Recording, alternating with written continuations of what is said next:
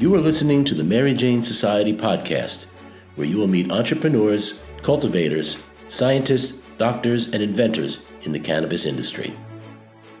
I'm your host, Pam Schmiel, marketer and publicist in the cannabis industry. Today, our guest is Tom Cortez, CEO of Emergent Beverages, a seed-to-shelf company specializing in hemp-infused beverages. With a team of veterans from the alcohol industry, Emergent develops its own brands like Calexio, while also helping other companies with brand development, manufacturing, and distribution. We'll be talking about the growing hemp beverage market and what it takes to succeed in this space. Let's welcome Tom Cortez. If we can just get an overview of Emergent Beverages, just the scope of your company and what you do.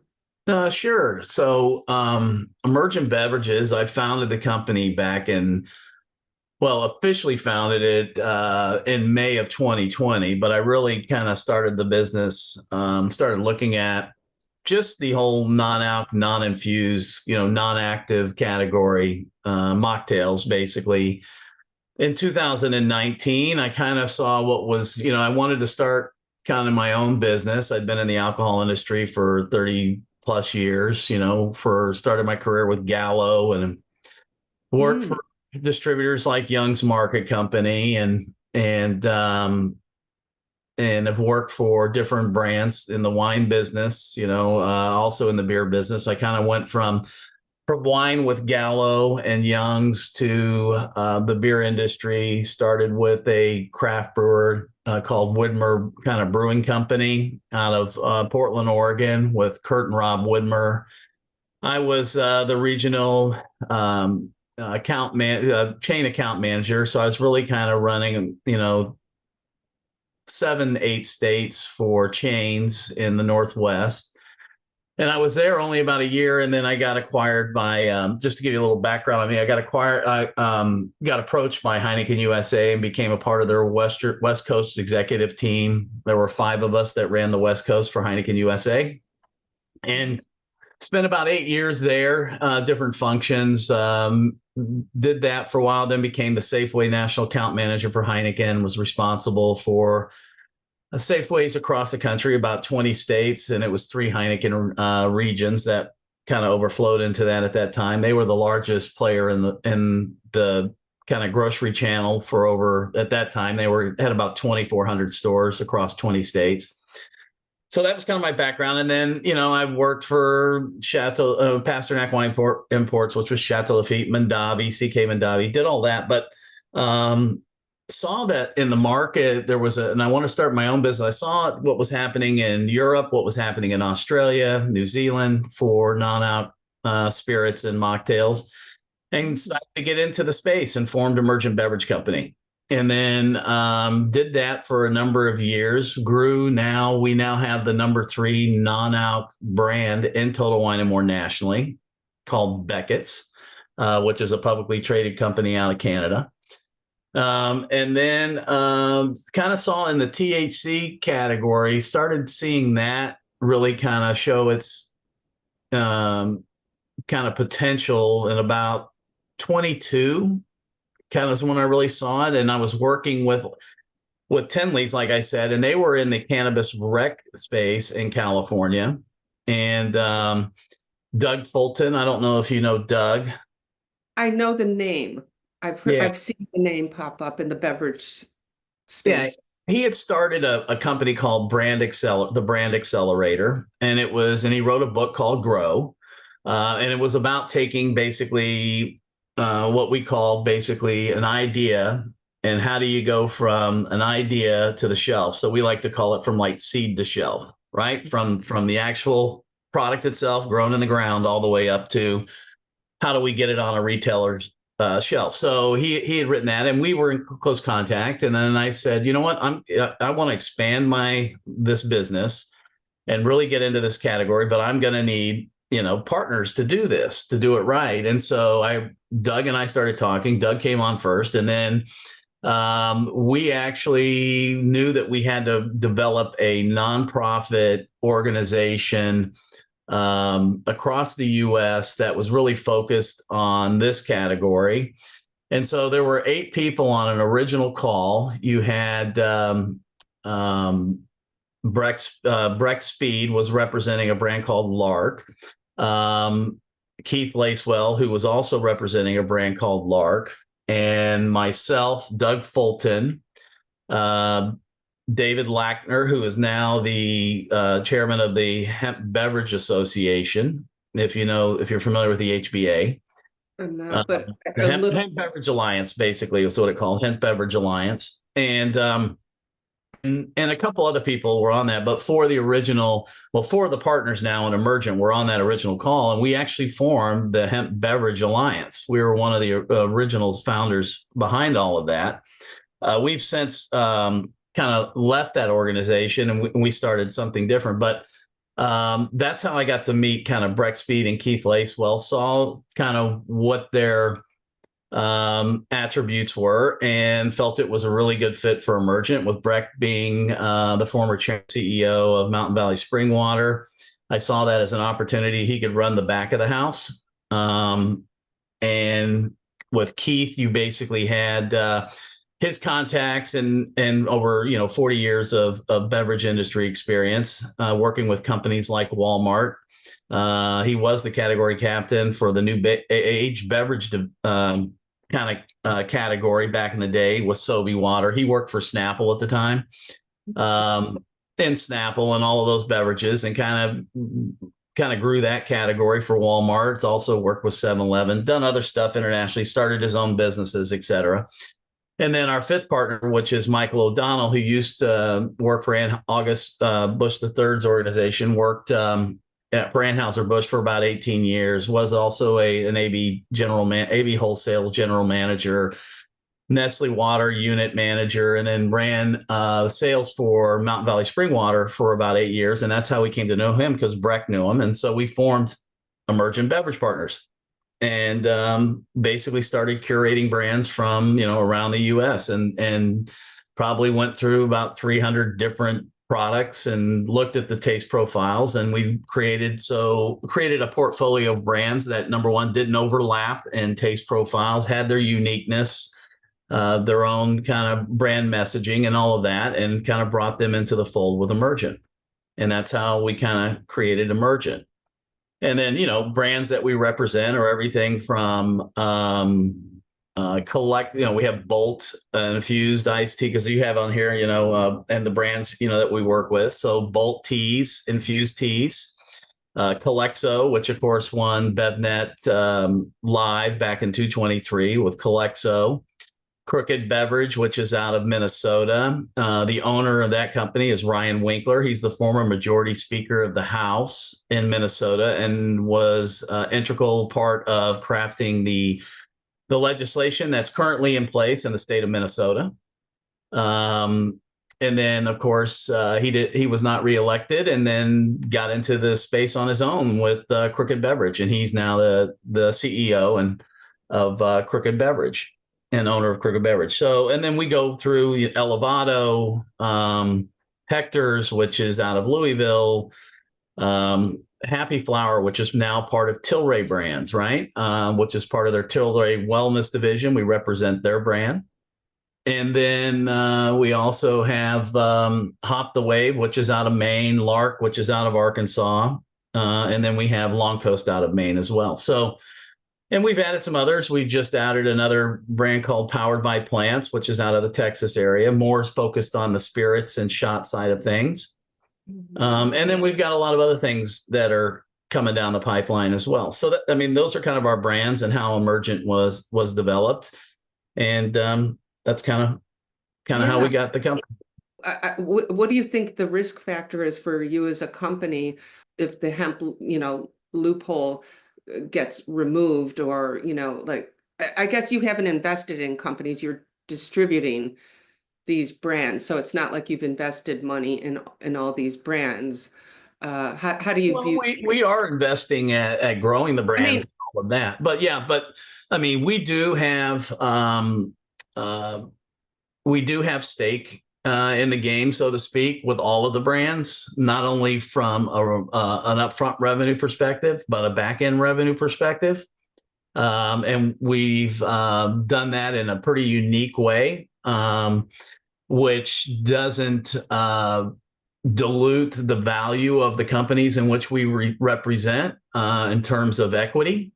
We want them to make sure that they maintain their equity for investment opportunities, when they're speaking to bankers or investment opportunity, companies that are looking to get into this space.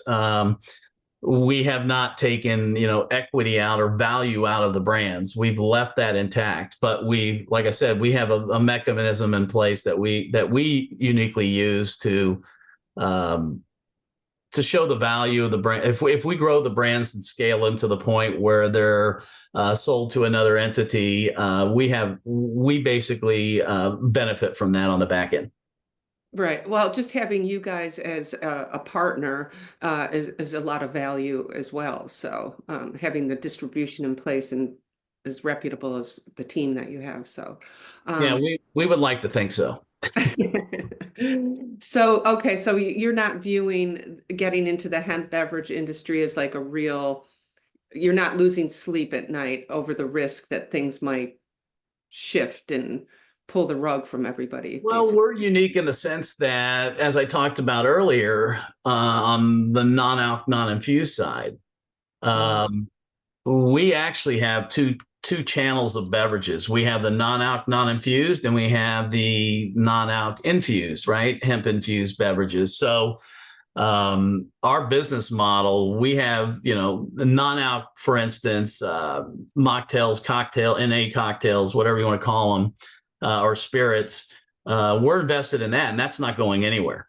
Right. And as a matter of fact, we're expanding that reach pretty quickly. We are working with Total Wine on a national basis on this. We are working with now HEB. We're doing some stuff. We're doing things. We just finalized our agreement and got everything set up for where all of our non-alc beverages will be available on Walmart.com nationwide. Yeah. So that's a step they're going in that direction. Yeah. So we want to make sure that, if someone's looking for a quality non-alc product, that they have access to it across the U.S. As we grow and scale and get into DSD and those type of things. So, so we're doing that. We're doing things like that. And then with other retailers, we've been in, some pretty lengthy discussions for months and months, and to really do this right and work with their teams behind the scenes, on the THC side, working with their legal departments. I mean, we do things. We have a group called Whole Law Partners, which is our legal entity that we partner with that vets, every state, and making sure that we're 100% compliant when we roll out in any new market. Right. Because as we know, it's all different in each one. I just want to go back to what you said earlier, which I thought was kind of interesting, that you said that I think Australia and other countries when you were first spotting the non-alc movement outside the United States. Does that mean that, do you think it'll be an easy transition for these THC infused drinks to enter the global market eventually? Like, is that an indication, or do you not even see any parallels there? No, there are. I mean, there are some countries right now where those conversations and a lot of that is happening. One of our partners, which I mentioned earlier, Keith Lacewell, he has worked with Walmart and 7-Eleven globally across Asia, South America, Europe, so we have a lot of contacts, and myself working in the international wine business with Pasternak Wine Imports and working with Chateau Lafite and their portfolio and Pasternak's portfolio, worldwide. We have a lot of connections there. So I think eventually this could happen. It just all depends. Just like we're dealing with every state here and their own, regulatory landscapes. We're doing the same thing. We're seeing that in Europe as well. And then you've got like Tilray brands. Like I said, they're Happy Flower for Tilray Wellness. They're already doing medicinal cannabis in Germany and other markets. And so, it's starting to happen internationally. Yeah. Okay. And there could be, now, are we getting into that space and looking internationally at this point? No. Have we had conversations with others about this? Yes. But that's not our primary focus right now. We've got enough on our plate here in the US and really, vetting states and rollouts and distribution. I mean, we're only at the tip of the iceberg here within the US. Yeah, right. I'm sure. I'm just curious because I'm always looking at the international market as well, where they're at. The last question on the international market, I don't want to get over there, but do they have the same loophole with hemp that we do, like how everybody's getting away with doing the beverages there? Is that something that they would think about, or can they do? Like, well, we call it the loophole, which it wasn't originally intended, but each country is, I'm sure they're looking, their health departments, their regulatory landscape, who's regulating alcohol, those type of things. I'm sure they're having conversations about this because they see what's happening. I mean, we follow what's happening like in the non-alc cocktail world in Europe. It started there and really kind of gained steam. And so I'm sure they're looking just like the same at us and saying, well, what's going on in the United States? And what are the categories that are growing? And they're seeing hemp THC beverages, and they're looking it up. Yeah. Yeah. I'm sure there's a lot of conversations going about this and yeah. So yeah. Okay. Yeah. Of course. Yeah. All right. Just curious about that. So I guess to get to the meat of everything, what we really, what I was thinking of is, so if there was a brand that was just starting out, building their beverage brand, like I know in every different industry, like in CPG, whether it's clothing, toys, any sort of manufacturing, there's a specific path to distribution, that you would need to follow. You don't need to reinvent the wheel. I'm thinking like I used to manufacture toys actually. And there is a path that you take, which is the trade show path. You go to the trade shows, you pitch to the buyers, and that's where you make your sales. But so I'm wondering if you were a beverage brand, do you specifically go through distributors? Is this the path, or are there trade show paths, or does somebody come to you to, is this, or do they go knocking on the doors? So just if you could just give an overview of how somebody entering this space would think about the path to I mean, there are a lot of ways, it's just not the 3-tier system. There's direct models, where you can work directly with retailers. There's 4-tier, there's different ways you can do that, be a part of that. But I think, it all depends on the company, what is their, I guess, the type of capital that you have to support scaling, growing, those type of things. If you're a small guy, maybe working, looking at things kind of regionally and saying, look, let's just focus on our home market first. You see a lot of the craft brewers, independent craft brewers now getting into this space because they realize, if you look at the trends on craft beer consumption, if you look at, even alcohol and across all alcohol, you look at wine or spirits, they're having some challenges right now. Right. And so a lot of these smaller brewers are saying, well, hey, we're seeing the growth in this category too. We need to get into it. And so, you start to get it. There was just an article, I think an interview done recently of a company that, that was a craft brewer for years in the Houston market and Texas in general. And they were acquired, and now 40% of all their sales are THC beverages.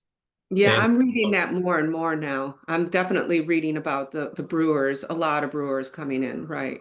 yeah, and so, but there's always still, I mean, it plays in every category, local, homegrown stuff. I mean, people, that still resonates with consumers. Um, and so if you're really kind of starting out in this, and depending on where you fall in the scale of things in terms of, capital available to grow and do all of those things, that should really dictate kind of how you want to, launch a brand, right? I mean, sometimes going small and expanding out is the best way to go, because you get a lot of key learnings, right? On a regional level, you can get your strategies right. Do you have any branding issues? Those things you can make tweaks to. Make tweaks to your selling strategy, your go-to-market strategies. All of that stuff is much easier to do in a confined environment than in something that's much larger. So, and honestly, that's really kind of how we started out. We wanted to kind of see, take a look at our strategies, look at our brands. We've made tweaks, we've made some adjustments. It's an ongoing moving target, and we feel we've been successful in that so far. Okay, so that's your strategy. Okay. Yeah, it just depends. For us, I mean, our whole business model is a little different. We do everything from seed to shelf. So we have an advisory affiliated company, the Brand Accelerator I mentioned. So brands looking to get into this, we have those services available to them to be able to say, to help them kind of through the process. We have an affiliated company called Farmington Research, of which Breck, our partner, is owner in. We actually make the emulsions for a number of our brands, and then we also make the emulsion for a lot of brands we don't represent. And then, we have co-packing manufacturing partnerships all over the country. We like to produce where we sell to take back end costs out, transport, freight, all of that stuff. And that's how we're doing. But if you're a startup brand, there's a lot of ways to approach it. But I think, being targeted and more regional to start is probably a good idea. Yeah, I agree. You need to make sure that your products are compliant, that you're doing all of the following the guidelines and regulations within the, either the federal regulations through the Farm Bill and or state regulatory, the state regulatory landscape, right? What they require, because every state's different, right? Louisiana is different than Texas. Texas is different than Kentucky, that type of stuff. So it all depends on that. So the first thing we do is we provide our view of a particular state and or market we also have like I said, I mentioned earlier, we have a legal partnership with Whole and Law Partners. So they go in and they have conversations with the alcoholic beverage control directors, with the agriculture departments, the health and human services, whatever the entity is, the entities that are running that state regulatory, like beverage landscape, right, for alcohol or whatever, or even, agriculture departments. We have conversations with them and make sure we understand the regulations within that particular state, and make sure that our brands, our approach is all compliant with that. We've gone into markets and pulled out of markets because the regulatory landscape has changed, or just things have changed or are no longer legal, or gray areas. And we're trying to not play in those gray areas. We want to play in the green areas, where we know, we have some legs to stand on, right? That we know. But that all changes. I mean, we saw what happened in California, right? I mean, we went in there, we were compliant. We waited actually 4 or 5 months after a lot of people went in. Oh, Yeah, but we waited because we felt there were some things that we needed to kind of fix on our end to make sure we were 100% compliant with the regulatory landscape in California. We did all of that. We launched, of course, with GoPuff Bevmo and also Total Wine in the state. And then, of course, Gavin Newsom basically shut all that down. And so we were, stopped selling. We were compliant in the fact that we helped our retail partners pull all the products off the shelves, all of that stuff. I can say that didn't happen with every brand in the state that was selling there, but with Emergent's portfolio, we did the right thing and did all of that to protect our retail partners. And so, and that was not that was a costly endeavor, but that's the way we like to do business. So, and they appreciate it. Our retail partners recognize that. We've had conversations with them. I mean, we've actually even picked up competitive products off the shelves that weren't even in our portfolio. And Yeah. And so we've done that as well. But in terms of I guess the regulatory landscape, it all changes. So we're just trying to be above board on everything that we do. How do you convince a brand or a retailer to take your brands on? I mean, you're competing with a bunch of other portfolios too. So what is it that they want? Like, okay, like marketing dollars. What's gonna make them go stop and look at your brand? Or what can you do?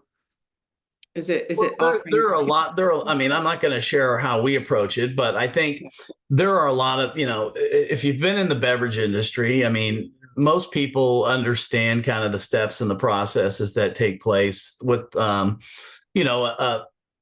national or a regional chain retailer, right? Or even on-premise accounts, whatever. But, I think it's having a clear vision of your brand. Where does your brand fit within kind of like when we look at when we curated our portfolio, we looked at kind of building it so we didn't have a lot of overlapping products, right? We don't need 6 lime margaritas. We don't need all seltzer, right? And that's the other thing. I mean, most of the category, if you see out there, and I mean the majority of it, is a seltzer-based products because frankly, they're the least costly to make. They're the easiest to make. If some of the products we use have to have tunnel pasteurization, not all manufacturing facilities have those capabilities. And most of our brands are, higher quality, premium, super premium products. And it takes more in the manufacturing process, costs more in ingredients, those type of things. But we feel long term, it's like the craft beer industry. You just don't have a lager, right? All your craft beers are lagers. You have IPAs, you have pale ales, you have pilsners, you have stouts, porters, whatever. Well, we're the stouts, the porters, the IPAs of the world. We're not just a lager, or a seltzer-based product. Now, do we have seltzers in our portfolio? Yes, we do. But ours are a little more differentiated than just THC and CBD. So we look at it that way as terms of the value proposition for those brands, right? How do they stand out? How are they? What's the functionality of them for consumers? They're different than just traditional seltzers. And maybe when you're developing your brand, you're at the beginning of it, looking at what's on the mass market shelves and try to see what's not there. I guess that's another, try to develop something that they don't have yet that might get you in the door to a mass retailer. I'm not talking about just the mom and pop store. I'm talking about the approach to get into mass retail, and the forward, like the Walmarts of the world, like you're talking about. But I also want to say, I was at the BevNet show in New York last summer. And that was the one thing that I really noticed was all the THC brands were the seltzer based pretty much. But like you said, I figured it was just getting into the market easy, cheap, and but that's also a really good question is how close do you think the market is to catching up to what's really happening in the dispensary world, meaning, the connoisseurs, the consumers are a lot more educated there about, the different nuances of making cannabis beverage that could really enhance their experience, like all the cannabinoids, there's that we're talking about in edibles, that are those minor cannabinoids that are, and also in the dispensary world, I can see consumers are catching up very quickly and requesting like rosin made products. That's a higher quality product. That's I see the beverage brands in dispensaries coming out with those now because that's what the dispensary consumer is demanding. Yeah, I mean, we dispensaries play a vital role in the industry for sure. I mean, you have a lot of medicinal needs for consumers out there. That tend, either higher dose products or that have the multiple cannabinoids and other things that are in there that are more health driven and that type of stuff. The space we're dealing in is traditional channels of trade for beverage. And so what we're trying to do is offer a quality product that has, better attributes, we feel better attributes than alcohol. In terms of if you're looking for a psychoactive effect, we feel that hemp-derived THC beverages are a better option for consumers. From a health perspective, of course, we can't say that on a can, but there's some starting to be a lot of science that's coming out that's supporting this. There's just so many more benefits for it. I mean, the way we look at it, and kind of just in layman's terms, it's like, let's just say you're an unfortunate person that's going through fighting cancer, for instance, right? And we talk about the medicinal space. Doctors are recommending THC products for health reasons, right? When someone is struggling, going through chemotherapy or radiation, those type of things. They're recommending in a lot of cases, THC products to help them, whether it's appetite or anxiety or any of those things. You don't see them saying, well, go out and buy a 750 ml of vodka, Right. I mean, it's not, what I'm saying? There's a difference there. And we didn't create a need, we're filling a need. And consumers, as they experience this for the first time or get into this for the first time, they start to realize, hey, that was pretty good. I like that effect, and I really liked the way I felt the next day, and I felt like I was in control, and so that's an important aspect for bringing consumers into the category, I think, Mm-hmm. and that's why we deal with more kind of what we like to say low dose or micro dose products. I mean, if someone's trying these for the first time, we want them to have an uplifting and great experience with these. And I think if you were getting into this for the first time and you had a 50 milligram beverage or something like that, I think that experience is not going to be what we intended it to be for that consumer. And so, we're really focused on kind of lower dose, micro dose, sessionable products, just like if you had a glass of wine, a beer, or a cocktail. Yes, I agree. Even though, and when I was making reference to the dispensary trends in beverages, yes, they are the high dose there, but I'm talking more about the evolution, the innovation in the extraction process and things like that. But anyway, yeah. So just because looking at what people are going for in the dispensary, I think is an indication of what's going to happen in the future once the regular market catches up in a way. Yeah. Well, I mean, hemp and cannabis, I mean, I compare it to alcohol. So wine is made from grapes, right? Beer is made from malt, barley, those type of things. And you got spirits are made from grains as well. And so it's just alcohol being produced in different formats, right? Well, THC is THC. It's the same thing. You have cannabis plant, you have a hemp plant. It's still THC. I think eventually, somehow, down the future, I see these two merging together, where you'll have regulatory landscape that's just THC, whether it comes from hemp and or cannabis, and that is I think where a lot of people miss the connection, right? This is opening up, especially for those in the cannabis industry. This is exposing more consumers to THC products, and it's educating them on a lower. Now, will they eventually go to a dispensary? They might, right? They might, once their knowledge and education and all of that stuff, they might be playing in THC in different formats, right? Gummies, tinctures, beverages, whatever. But I believe, this is, when the woman executive or, the construction worker or whoever experiences these low dose products for the first time, it kind of opens their eyes and they become educated. And by doing a micro dose, it's exposing them at the lowest level, possible, is where we're trying to go and educate them on the field. It's like anything, when you first drinking alcohol, your first experience with it, might be different than someone who's been consuming for 20 years, right? So that knowledge base needs to be developed and educated, and we're playing a big part in that. We're creating professional made videos that we just released that talks about, it educates the consumer on this stuff, educates the distributor on this, and so we're really trying to take a leading role in doing that.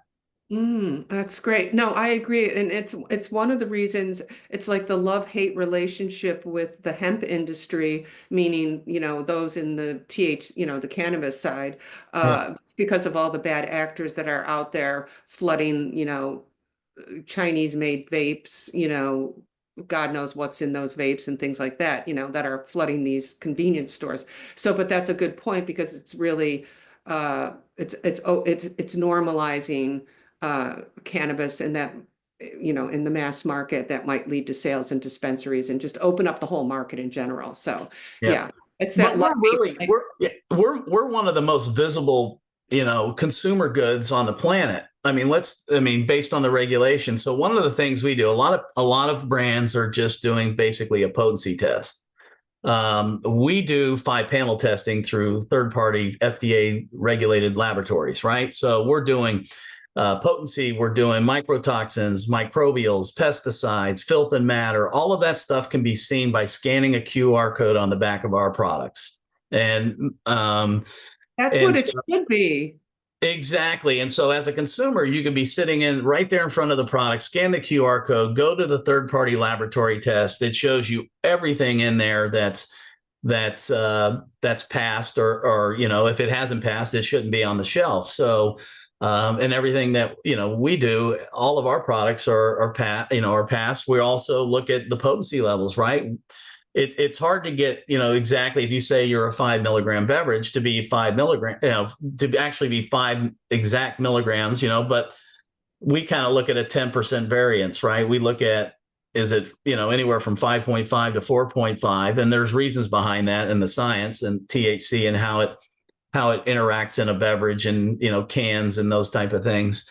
But we really stay within those. And a lot of retailers are now, requiring that your potency levels are within that variance. But it also depends on, that's from a retail perspective. But, if it's a regulatory issue like Louisiana, if it's 5 milligram is the cap, you have to be 5 milligrams or below. You can't be 5.02 or 5.5. You got to be within that, 5 milligrams or below, if that's what you're saying is on your can or on your products.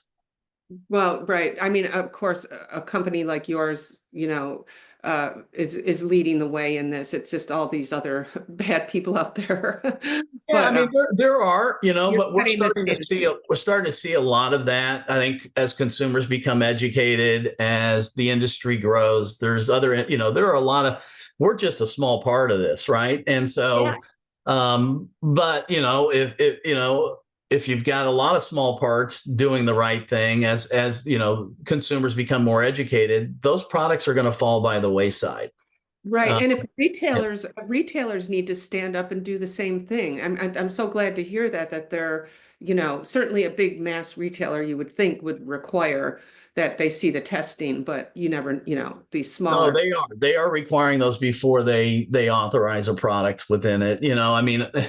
I think if you're really looking to, we talked earlier about how you're getting into the space, it starts with safety, right? Because Of course. that's what's most important. And then of course the beverage after that and profitability after that and all of that stuff for your business. But safety first, that's what we encounter. So everything we do is safety first, making sure that our products are what we say they are. And if they're not, then we don't put them out there. So we're trying to be, just like in the alcohol industry, we're doing everything crossing our T's and crossing our T's and dotting our I's, and that's what we do. Right, right. Okay.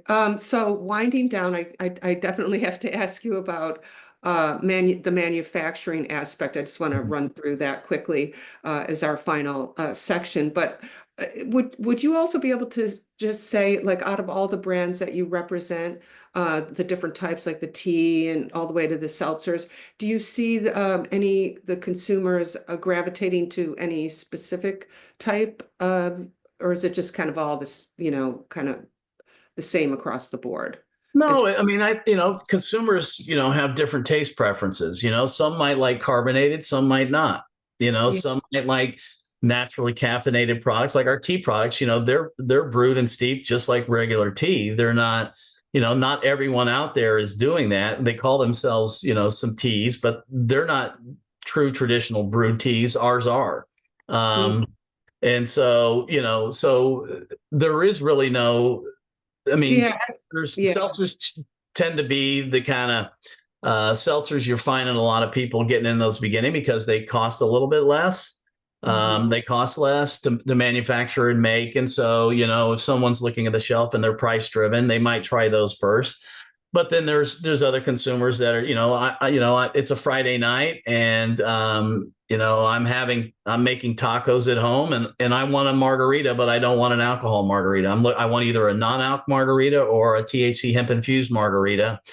And, so it's all based on that consumer need at that point in time of that consumption occasion, right? What are they looking for in a beverage? It's like, um, if I'm having dinner, I'm having tacos, I might have a margarita. If I'm sitting by the pool, I might want like a Bolt tea or a Hop the Wave tea product that's more refreshing and provides what I'm looking for in a beverage first, and the THC is second, right? So that's how we approach it. But right now, I mean, there's so many consumers that are getting into this space, and there's thousands now of different products out there. So they're kind of jumping around and figuring it out on their own. And, what do I like? Well, I know I like tea, I like regular tea. Maybe I'll try regular tea. Oh, I like when I go out and I'm having alcohol, I like a tequila based product. I like a margarita, or I like a Moscow Mule or whatever. And we have all those available. And fruit-based products, something that's lighter but has real fruit in it. I mean, we have all of that. So yeah, consumers are jumping around, trying different things, and we've really stepped up our tasting, our tasting program in the retailers in which we're selling, and getting liquid to lips and letting the consumers really try these products for the first time. And getting, and educating and getting an understanding of what that experience would be like, what's the onset, what's the offset, all of that stuff. But yeah, consumers are jumping all over the place right now and really kind of experimenting in the category. yeah. Okay. I'm excited to see the spirits category, the infused spirits category take off. Like, again, I don't want to eliminate alcohol out of my life, but I do enjoy a vodka on the Yeah. rocks. And I would love to, I'm dying to try an infused one and replace that one time. Anyway, just Well, we have a product that's coming out that we have that of a new client called Powered by Plants. They create a THC vodka product in a spirit based bottle. We'll offer those in your standard bottle format, and then we also have shots available. So if somebody just wants to try it for the first time before investing in something that's that's a substantial, cost to them. We have those options available as well. Oh, like the airline bottles, you mean? Exactly. Yeah, little Oh, 50 mLs and things like that. Yeah. So I didn't even think about that, but because that's so interesting because, shots are like one of the between beverages, drinking something and doing the shots, which are big in dispensaries. Um, are second leading behind beverages. So I was wondering how that would translate or if that would even be appealing in mass market. But in the version of an airline bottle, which we're used to seeing, that might really work. And then, like you said, let them just try it. Like, okay, let me try this vodka on the rocks. That's really THC infused. Yeah, that's not every manufacturer is the same either, right? So you need to do your due diligence on that. And how do they, like one of the things Emergent does, Breck Speed, our partner, he built 3 co-packing manufacturing plants. He built a PET plant when he was with Mountain Valley Spring Water as the chairman and CEO there. And so he understands manufacturing. So before we go and do any business with a manufacturer, Breck literally flies in, walks the facility, talks with the personnel, the ownership, gets an understanding of their operation, their sanitary, requirements, all of those things, what their capabilities are, what their shortcomings might be. All of those things. We do all of that before we even do business with any of our co-packing manufacturers. Now if you're a small craft brewer, you have equipment and things like that. You might have to make some changes to your manufacturing capabilities and processes and all that stuff to do this. But if you already have the facility, then by all means, if you have the capital to make those changes and do the right thing and do that. I mean, that's a good thing. If you have those capabilities, you don't need to go through co-packing manufacturers in the short term when you're producing like we talked about earlier, on a local level or a regional level. But as you scale, if you want to go national, there's a lot of costs. If we're producing in California and shipping to the East Coast, that's a lot of cost, that you're incurring in terms of transport and warehousing and everything else. So that's why we have a network across the nation. We like to produce where we sell to take those back end costs out, and so we've taken that approach.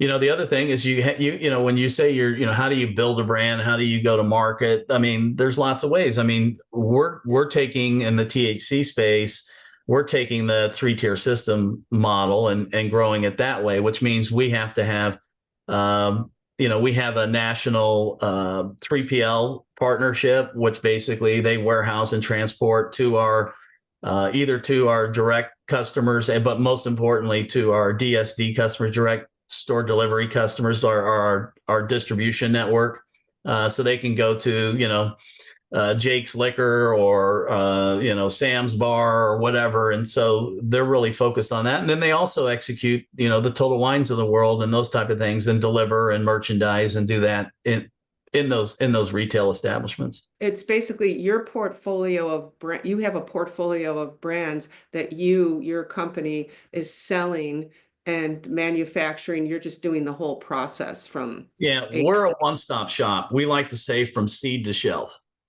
That's what you said. Okay. From seed to shelf. That's where Emergent, and we do everything in between. So all of those steps in the process to get a product from an idea to the shelf, we do all of those and everything in between. So we do, advisory. We have an emulsion company. We have a 3PL national logistics partner. We have co-packing manufacturing partnerships across the country. We have a legal team that does the regulatory aspects for us by state and on a national level.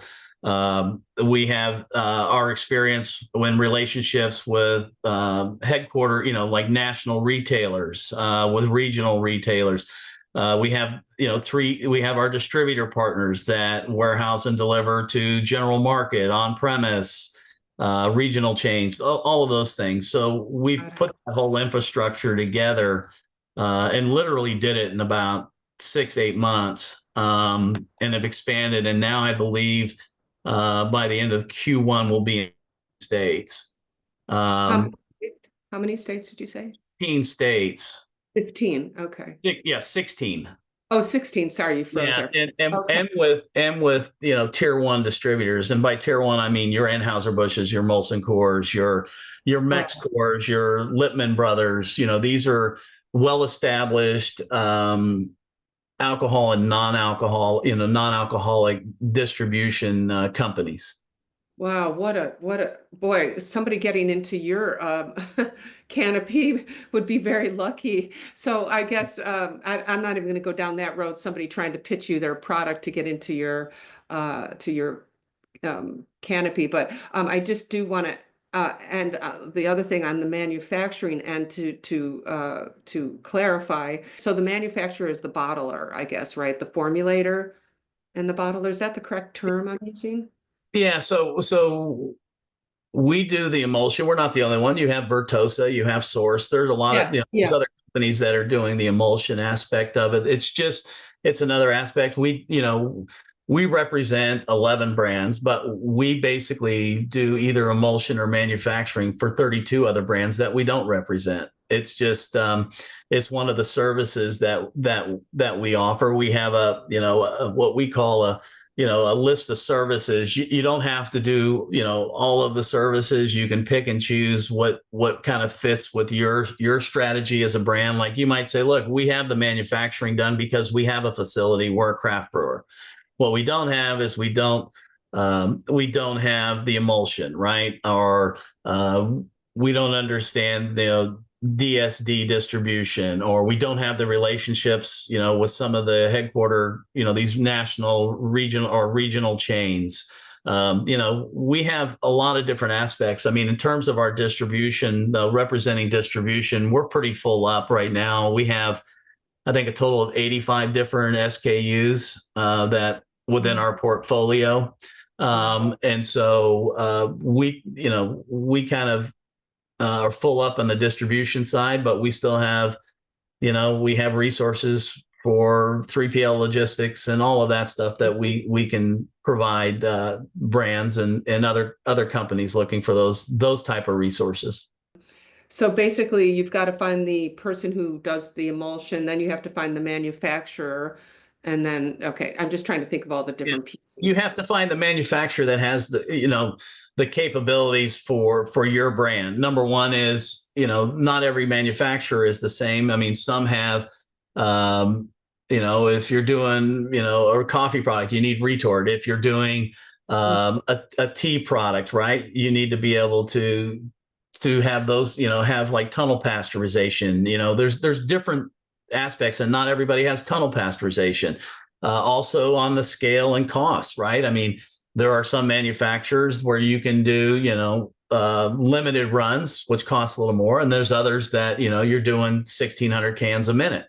And and some are doing, 150 cans a minute. So it just depends on where you are in your life cycle as a brand or as a company, and where you go, and that's how you scale. And so we have all of those capabilities within our manufacturing network, where we can do anything, test samples up to 30 gallons, right? And we can do stuff which is a lot costlier than having to run a 3,000 gallon run.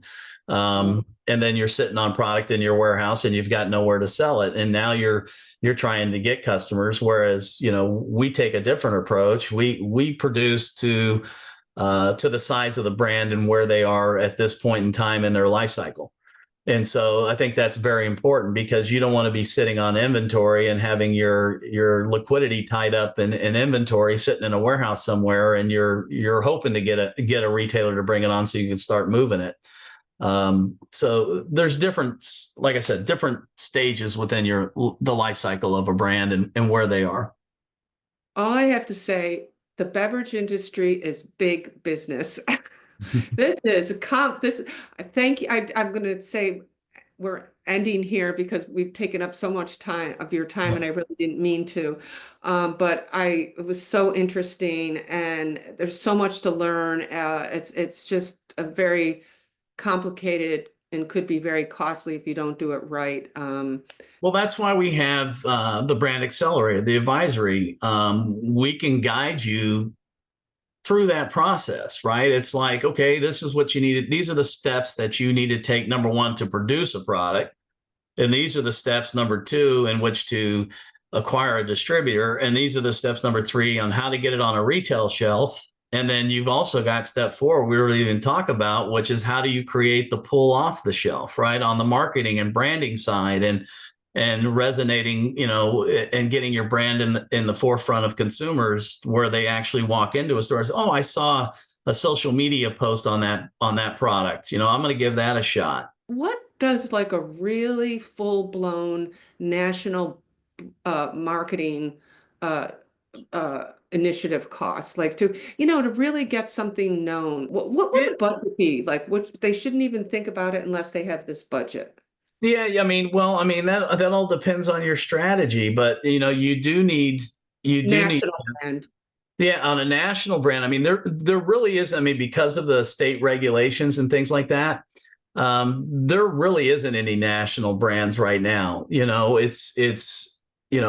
Both, we know both Wink and Breeze. They're both great organizations. They do a good job. Their models are a little different.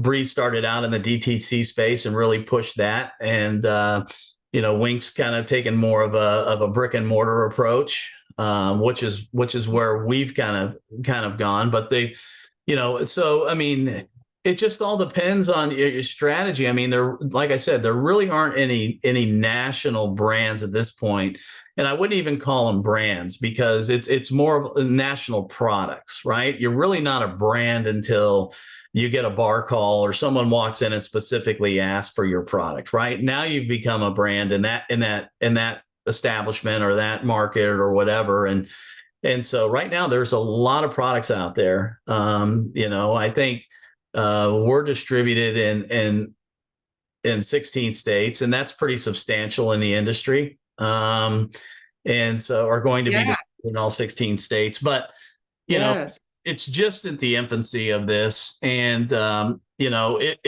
if the federal farm bill, I think is, and I think a lot of people see this, this isn't like rocket science, but I think if and when, we believe when the farm bill is renewed and pushed forward for another 5 years, 5-year runway, I think you will probably start to see a lot of the bigger alcohol suppliers in the industry really take a harder look at getting into this space, just based on kind of the acceptance rates and the velocity rates and what's happening and that type of stuff.